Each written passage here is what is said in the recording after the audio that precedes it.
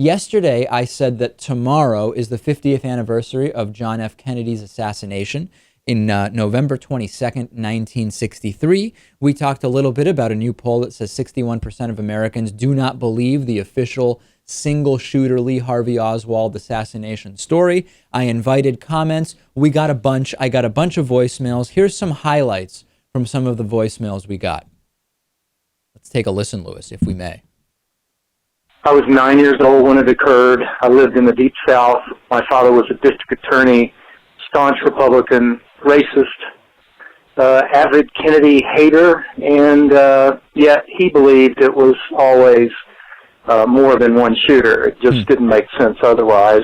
I agree with you that no average citizen has the knowledge to know any particular alternative theory besides the one the CIA gave us, but I think that it's the facts behind the JFK assassination still warrant speculation whether or not you have an alternative theory. I think that the Illuminati was the ones that killed JFK. Right. Which everyone thinks that, but I think it was a specific Illuminati. I think that it was Senator John Kerry, or should I say John Forbes Kerry, which is JFK. Yeah, I think that's pretty blatant there. Yeah. Is there not irrefutable evidence to date that America is cross-addicted? I mean, let's just look at the military: Korea, Vietnam, Iraq, Afghanistan, Central America, South America. Who does not know that our government is the world's largest, biggest cooker of books? Right. So I also got a ton of emails.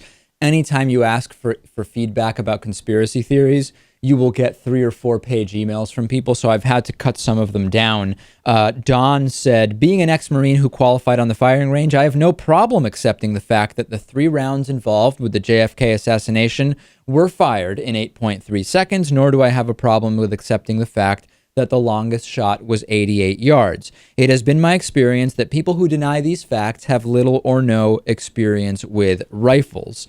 We also got an email from Yarim who said, David, the evidence that it was a conspiracy is overwhelming. There's a lot of misinformation out there, but there are a lot of serious researches, that have found great evidence that points directly to the CIA. That continued for 2 more pages.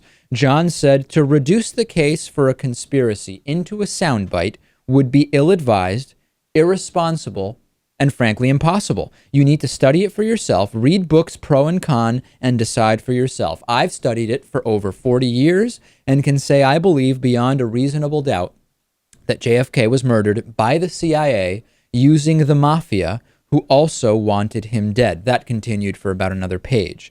And lastly, Wes says, you mentioned the lack of factual evidence which supports a second shooter or conspiracy in regards to the JFK assassination. If you take the time to Google the men who killed Kennedy, which was shown once in its entirety on the History Channel and then suppressed, you can watch all 9 episodes on any computer. If you are truly interested in the facts of the JFK murder, you will benefit greatly from viewing the series. Amazing the amount of feedback we got, Lewis. This is just a sampling, and this is clearly an issue that even though it has been 50 years minus 1 day since this happened, people are still consumed with it. Yeah, it's just one of those things that's ingrained in us. I don't know if you'd call it a pop culture thing, but it certainly seems to be.